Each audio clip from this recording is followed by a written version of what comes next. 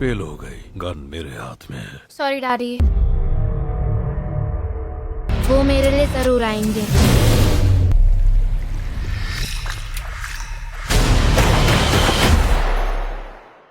Welcome to movies stories explanation. आज हम आपके लिए लाए हैं साल 2021 में रिलीज हुई सर्वाइवल थ्रिलर फिल्म जिसका नाम है डोंट ब्रीथ पार्ट 2। इस मूवी का पार्ट 1 भी चैनल पर अवेलेबल है, उसका लिंक आपको डिस्क्रिप्शन में मिल जाएगा, आप चाहें तो उसे भी देख सकते हैं। पार्ट 1 की स्टोरी भी बहुत अच्छी है। फिलहाल इस मूवी की तरफ चलते हैं। मूवी स्टार्ट होती है, हम एक घबराई हुई बच्ची को जंगल में देखते हैं। उसका नाम फीनिक्स था। फीनिक्स किसी से डरती हुई जंगल में भाग रही थी, तभी अचानक एक कुत्ता उसके पीछे पड़ जाता है। फिनिक्स अपनी जान बचाकर भाग रही होती है। भागते भागते वो फेंस को पार कर लेती है। आगे आने पर उसे एक कार के अंदर बंदूक दिखाई देती है। फिनिक्स उसे उठा लेती है। फिनिक्स के पीछे वही अंधा बुढ़ा आ जाता है। वो उसका मुंह दबाकर बंदूक उससे छीन लेता है। फिनिक्स कहती है मैंने सब कुछ अच्छे से किया। बुढ़ा कहता है तुम फेल हो गई हो क्योंकि गन मेरे पास है। और यहाँ हमें पता चलता है कि बुढ़ा जो एक रिटायर्ड सैनिक है जिसका नाम नॉर्मन है, वो फिनिक्स को सर्वाइवल ट्रेनिंग दे रहा था। फिनिक्स उसकी बेटी होती है। वो तीनों घर जाने लगते हैं। वो कुत्ता भी उन्हीं का था जिसका नाम शैडो था। घर में बच्ची नॉर्मन के बाल काटते हुए अपनी माँ के बारे में पूछती है। नॉर्मन बताता है बहुत सालों पहले हमारे घर में आग लग गई थी जिसमें तुम्हारी माँ जलकर मर गई थी। नॉर्मन उसे घर पर ही पढ़ाया करता था, उसे स्कूल नहीं भेजता था। वो डरता था कि उसकी बेटी को कोई उससे अलग न कर दे। तभी उनके घर पर हर्नांडिस आ जाती है। हर्नांडिस ही वो कनेक्शन होती है जो नॉर्मन को बाहरी दुनिया से जोड़ती थी। वो मार्केट से उसके लिए सामान भी लाया करती थी। हर्नांडिस उससे पूछती है आज मैं फिनिक्स को अपने साथ मार्केट ले जाऊं, जिस पर नॉर्मन मना कर देता है, पर कुछ सोचकर वो जाने देता है। कहता है शाम होने से पहले आ जाना। फिनिक्स एक गाना गुनगुना रही होती है। वो कहती है मुझे इसकी स्टार्टिंग की लाइन याद है, शायद इस गाने को मेरी माँ गाया करती होगी। उसकी बातें सुनकर हर्नांडिस फिनिक्स को उनके जले हुए घर ले जाती है, जिस घर में उसकी माँ की कब्र होती है। फिनिक्स उनकी कब्र पर फूल चढ़ाती है। तभी उसे एहसास होता है कि घर के अंदर कोई और भी मौजूद है। वो घबरा जाती है और घर से निकल जाती है। हर्नांडिस उसे पार्क में बैठा देती है। वहाँ पर उसे दूसरे बच्चों को देखकर उनके साथ खेलने का मन हो रहा था, पर उसका कोई दोस्त ही नहीं होता है। उतने में हर्नांडिस उसे बुला लेती है। कहती है घर चलने का समय हो गया है। फिनिक्स कहती है मुझे वॉशरूम जाना है। वॉशरूम में उसे एक क्रीपी सा आदमी मिलता है जिसका नाम रेलन होता है। रेलन उसे रोकने की कोशिश करता है, तभी शैडो भौंकना शुरू कर देता है। रेलन उससे घबरा जाता है। फिनिक्स और शैडो हर्नांडिस की कार में बैठ जाते हैं। रेलन उनका पीछा करता है। हर्नांडिस फिनिक्स को घर ले आई थी, मैं इसे फिर मार्केट ले जाऊंगी, जिस पर नॉर्मन मना कर देता है। फिनिक्स नाराज होकर अंदर चली जाती है। हर्नांडिस कहती है तुमने पास्ट में जो भी गलतियाँ की हैं उसकी सजा कम से कम फिनिक्स को तो मत दो, उसे अपनी लाइफ जीने दो। रात में हर्नांडिस को रास्ते में एक कार खड़ी हुई दिखती है। वो कार के पास जाती है तो उसमें रेलन अपनी गैंग के साथ बैठा था। हर्नांडिस उन्हें अपनी कार हटाने को कहती है और अपनी कार में वापस आकर बैठ जाती है। कार में उनका एक आदमी आ गया था। वो हर्नांडिस का गला दबाने लगता है, फिर हथौड़े से मारकर उसकी हत्या कर देता है। नॉर्मन फिनिक्स के लिए बुक्स लाया था। वो कहती है मैं यहाँ पर बहुत अकेली हूँ, मुझे स्कूल जाना है। नॉर्मन उसे मना कर देता है। कहता है मैं पहले ही एक बेटी खो चुका हूँ और तुम्हें नहीं खोना चाहता। नॉर्मन को फिनिक्स की बहुत फिक्र रहती थी। शैडो को जंगलों से कुछ आवाज आती है। वो जंगल में आया होता है। वो लोग उसे भी मार देते हैं। नॉर्मन शैडो का खाना लेकर आया था। वो उसकी प्लेट में चेक करता है तो पहले का खाना अभी तक पड़ा होता है। नॉर्मन को शक होने लगता है। वो घर के अंदर आता है तो रेलन की गैंग के 2 आदमी घर में आ चुके होते हैं। वो देखते हैं नॉर्मन अंधा है तो वो उसे कुछ नहीं कहते हैं। वो जंगल की तरफ चला जाता है। फिनिक्स अनजान आदमियों को देखकर छुप गई होती है। उसकी सर्वाइवल ट्रेनिंग यहाँ पर बहुत काम आती है। नॉर्मन को जंगल में शैडो की लाश मिलती है। वो बहुत दुखी हो जाता है। उसकी बॉडी पर हाथ लगाता है तो उसे बुलेट के निशान मिलते हैं। वो समझ जाता है फिनिक्स किसी मुसीबत में है। फिनिक्स घर से बाहर निकलने वाली होती है पर एक आदमी गोली चला देता है। वो घबरा जाती है। नॉर्मन घर के बाहर से उस आदमी पर हमला कर देता है। वो फिनिक्स को एक बॉक्स में छिपने के लिए कह देता है। वो आदमी नॉर्मन के हाथ पर हथौड़ा मार देता है। फिनिक्स एक लाल कलर के बॉक्स में छुप जाती है। दूसरा आदमी बाहर से उसे खोलने की कोशिश करता है पर वो बाहर से नहीं खुल सकता था। तभी वो देखता है बॉक्स के ऊपर एक खिड़की बनी थी। नॉर्मन गैराज में अपने चोट का इलाज कर रहा था। एक आदमी नॉर्मन को ढूंढता हुआ गैराज के अंदर आ गया था। नॉर्मन उसे पकड़ लेता है। वो गोली चला देता है। गोली की आवाज सुनकर उसका साथी वहाँ पर आ जाता है। उसको अपना साथी मिलता है। नॉर्मन ने उसका नाक और मुंह ग्लू से चिपका दिया था जिससे वो सांस नहीं ले पा रहा था। उसका दोस्त उसके गाल में छेद करता है जिससे वो सांस ले पाता है। वो आदमी कांच से अपना मुंह खोलता है। दूसरा गुंडा फिनिक्स के बॉक्स में पानी भर देता है। वो बिजली का तार हाथ में पकड़कर नॉर्मन से कह रहा था कि बाहर आओ वरना ये तार बच्ची के बॉक्स में डाल दूंगा। नॉर्मन उसकी तरफ एक खुला सिलेंडर फेंक देता है। वो गोली नहीं चला सकता था क्योंकि आग लग जाएगी। नॉर्मन उसके सामने आ जाता है। दोनों के बीच में फाइट होने लग जाती है। नॉर्मन जख्मी हो गया था फिर भी वो बिजली का तार बॉक्स से बाहर खींच लेता है। टेबल अपने सामने लगाकर दोनों तारों को टच करवा देता है जिस वजह से वहाँ पर एक ब्लास्ट होता है। वो गुंडा पूरा जल चुका था। पूरे बॉक्स में पानी भर गया था। नॉर्मन उसे पलटा देता है। बॉक्स खुलता है तो उसके अंदर से बच्ची बाहर आती है। वो ठीक होती है। नॉर्मन फिनिक्स को लेकर एक पैसेज से निकल जाता है। रेलन भी अपने आदमी के साथ पैसेज